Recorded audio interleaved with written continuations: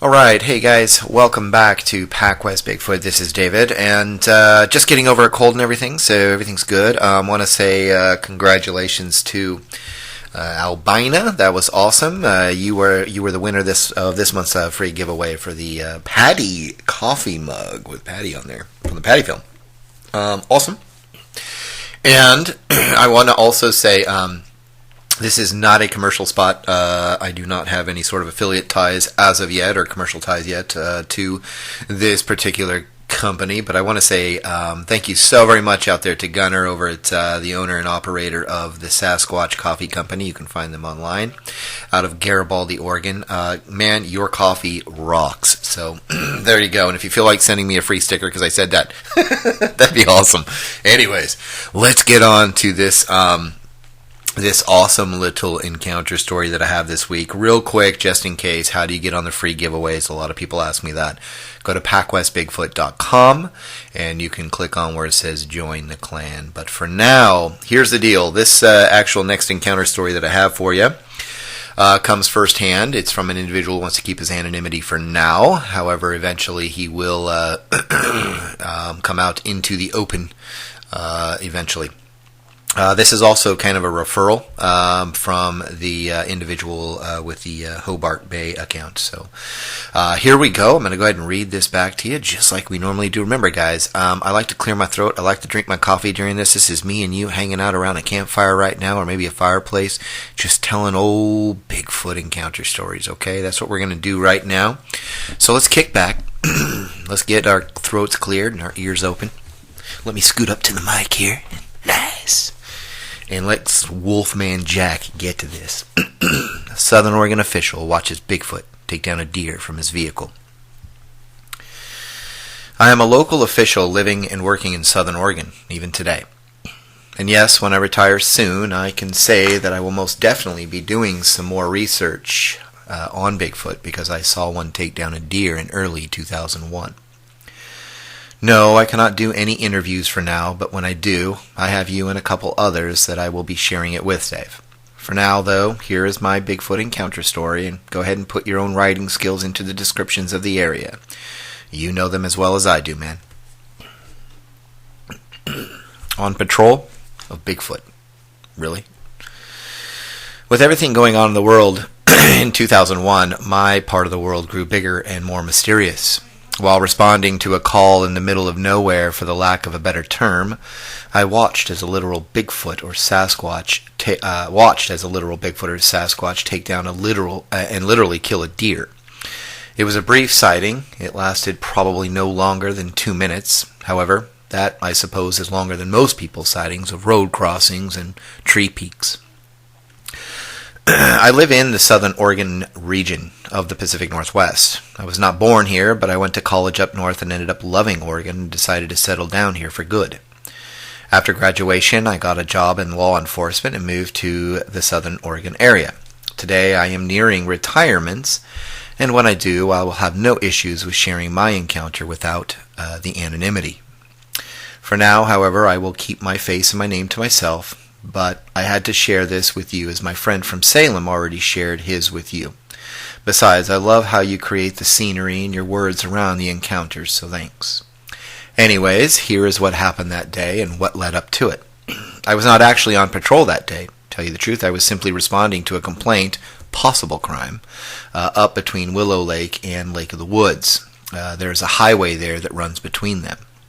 Oh, before I tell you everything about what happened that morning, I have to say that I am currently on my own, basically researching more and more about this subject and learning a ton. And while there's a lot of stories and information out here about Bigfoot, personally speaking, I think that only a small percentage of it is actually true, but that is my own opinion. And no, before this incident, I was not a confirmed believer. I had heard the stories and even came across some interesting old reports here in Southern Oregon. They were hard to explain, but no, I was not a true believer even then. So, with that, here's my story again, and how I became a true believer today. Litter Bugs Anonymous. On a side road off of Scotch Road between Fish Lake, Lake of the Woods, and Willow Lake in Oregon, there were some litter bugs making a mess in the woods.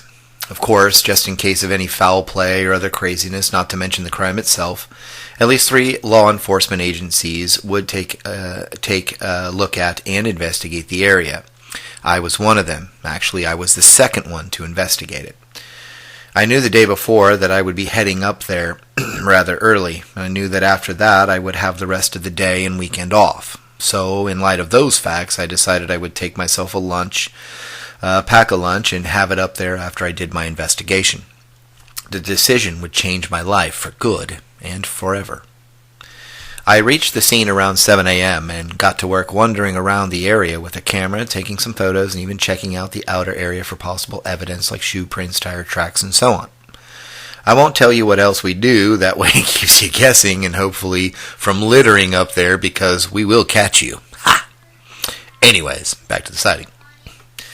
It took a couple hours, but by 9 a.m. I was almost done collecting all the evidence and information I needed. I would question the witnesses who found it the next day in town. For now, though, I was going to enjoy the rest of the morning up in the mountains. I left the scene and headed back to town, but not before stopping about 5 miles down the road to at a favorite little spot I like to visit from time to time. There is a turnoff. Well, a little dirt road more like it, just off the main road between the 2 lakes, that acts like a turnaround when you pull off into it. From there you can see down into a small ravine where a creek literally runs through it, and a large hillside climbs up to the sky on the other side of the road. It was here that I pulled over, grabbed my thermos and pail, with my sandwich and some sweets in it. I decided I would lean up against the hood and stare off into the green abyss and enjoy the rest of the morning. Well, that was until I was interrupted by the hunted. The clearing. It was not loud, but it was loud enough to hear, even from that distance. But I turned and looked up the hillside opposite the road I'd pulled off on, when I heard what sounded like a deer, and one in trouble. You know the sound? Kind of shrieky bugle sound? I don't know how to describe it. I guess you could say it was making bleats. I suppose that's what they call it. About 150 yards up the hillside, give or take 10 yards or so, there was a clearing in the trees, like a small little meadow covered in green, tall grass, and of course some wildflowers that dotted the landscape here and there. At first I did not see it, but eventually, after a few moments or so, a young buck came out of the tree line and almost in the middle of the open area of this small meadow. I could not make out the count of its rack, but I could tell you this was a decent-sized, but young buck to be sure. It appeared to move into the open, and it stood completely still like a statue. Its head was turned towards the southwest, basically higher up the hillside towards a tree line I could not see a single foot into. It made that worried sound again, the bleating sound, as its head shifted around. But that was the only movement that came from it as it made its noise. I leaned up against the hood of my vehicle for a moment, then remembered I had both a high-power and low-power set of binoculars in the front of the vehicle. So I slowly walked over, opened the door quietly, and grabbed the low-power. I thought that was all I needed. That was all I needed at the time. As far as I was concerned, I was about to witness, and was guessing this even at the time, but I thought I was about to witness a predator like a mountain lion or a small pack of coyotes take down a deer. Well, boy, was it a predator. Snapping bones. It is what predators do.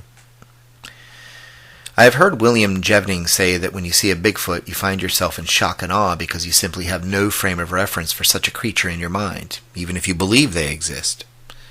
I know what he is saying. When this giant, ugly, massive monster of the woods that was now as real as that deer to me came flying out of those dark woods, well, shock and awe had me dropping my food and drink. But let me tell you how it went down. It was almost seconds after the deer made its sound for the second time that I heard a couple knocks, I guess you could call them, coming from the direction the deer was looking in. What in the world was that? I literally said underneath my breath. What in the world makes knocking sounds out here other than people?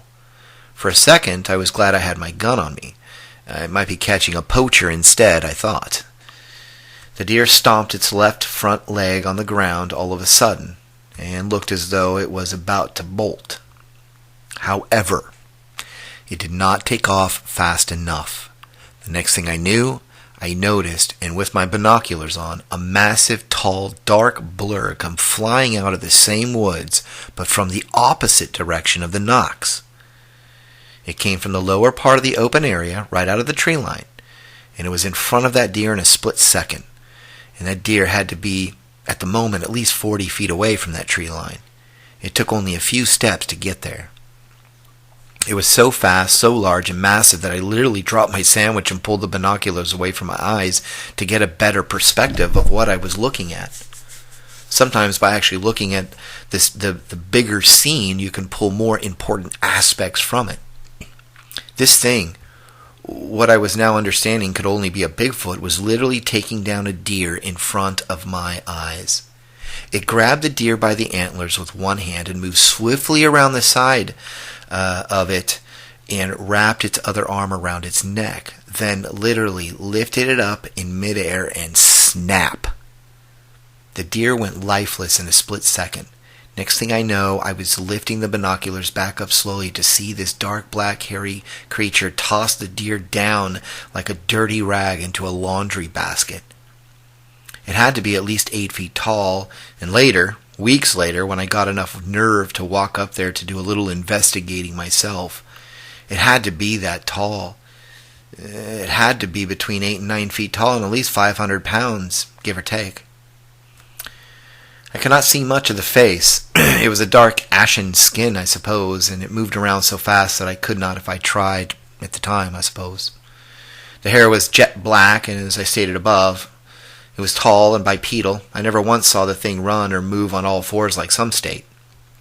If it does, well, I did not notice that at all. It was broad-shouldered for sure, and there was what looked to be a neck, but not much of one. The head, I could tell through the binoculars, did, in fact, have a slight cone shape to it, but not quite a lemon or a football. It dismembered the deer immediately after it dispatched it. It tore off the hind legs, I could see, but then, all of a sudden, it crouched down and looked as though it was opening up the chest cavity and pulling innards out. I cannot be sure of this, but that is what I was guessing as its back was to me at that point. I felt like time was standing still, but all of this happened inside of a couple minutes for sure. It stood up again, and like it came, it was gone in a flash, heading into the opposite direction it came and disappearing into the tree line. Amazed, scared, freaked out, and slowly becoming nervous, that was how I was feeling, as I slowly dropped the binoculars back down to my chest. I decided it might not be a smart thing to stay there. Like you right now, I started thinking with the knocks earlier there was probably more Bigfoot out here than the one I just observed. I packed it all away, and as I did, I kept those eyes in the back of my head on. After about 45 seconds, I was in the vehicle and starting it. I looked up the hill one more time and rolled down my window. At that moment, I swear, over the sound of the engine, I could hear a scream or yelling of sorts coming down off the hillside. I cannot be sure of it, but a faint sound is what I believe I heard. I left, and quickly. Weeks later, and with my own guts, I went back there a few weeks or so later. The deer was all but gone, just some hair and bones that were left behind. The predators and birds out here can do a quick job on everything. That is the reason you do not find Bigfoot bodies, I suppose. Heck, I found a dead bear once, but I was on a call. How about you? You ever see a dead bear? No footprints were seen. They were gone, and I could not find any evidence that they were even there except one thing, a snapped neck bone. The neck bone of a deer was snapped clean in half. I have that bone today, and we'll release pictures and do the interviews when I retire soon enough, but not until then. I will not endanger my job or position here. However, Dave, you can tell my story for now.